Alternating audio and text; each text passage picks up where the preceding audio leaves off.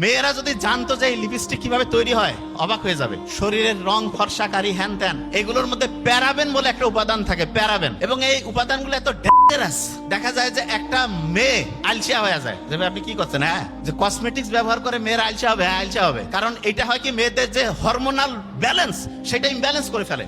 Husband চাকরি করে, very nice. Wife চাকরি করতে যে কয় টাকা লাভ করে তার চাইতে বেশি কসমেটিক্সেই শেষ। এবং দেখেন একটা গোটাল মাফিয়া চক্র কিভাবে কাজ করতেছে, এটা বুঝার জন্য খাতা কলম নিতে হবে। আমি কিন্তু ধরবো, দেখেন যে কিভাবে গোটাল সিস্টেমটা ধ্বংস করছে। আপনার ওয়াইফ বাইরে যাবে, যাওয়ার জন্য কি যে বিভিন্ন কসমেটিক্স ব্যবহার করবে। হাজবেন্ড ছাড়া, যার সামনে সৌন্দর্য প্রকাশের কোনো অনুমতি নাই, বাইরে চেহারা দেখানোর, সুন্দর করে নিজেকে মানে হচ্ছে অন্যের সামনে হচ্ছে আকর্ষণীয় করে উপস্থাপনের কোনো নিয়মে ইসলামে নাই। কিন্তু কি করতেছে, বিভিন্ন কসমেটিক্স মাখতেছে, ঠোঁটের মধ্যে লিপস্টিক মাখতেছে।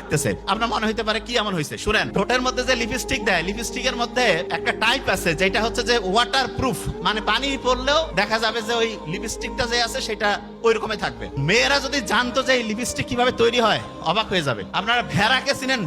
ভেড়ার যে স্কিন আছে, স্কিন, এই যে চামড়া পশমের নিচে, ওইখানে এক রকমের গ্রন্থি আছে। গ্রন্থি কি একটা সহজ করে বলি, ওইখানে এক রকমের, ধরেন যে ছোটবেলায় আমরা দোয়াত কলম দিয়ে লিখতাম না, এক জায়গাতে কালি নিতাম তারপরে লিখতাম, এরকম স্কিনের মধ্যে এক রকমের গ্ল্যান্ড আছে, গ্রন্থি আছে। সেইখান থেকে লিনোলিক বলে একটা জিনিস তৈরি হয়। লিনোলিক, খালি নামটা খেয়াল রাখেন। ওই জিনিসটা কি জানেন, ওইটা হচ্ছে অনেকটা ওয়াটার প্রুফ।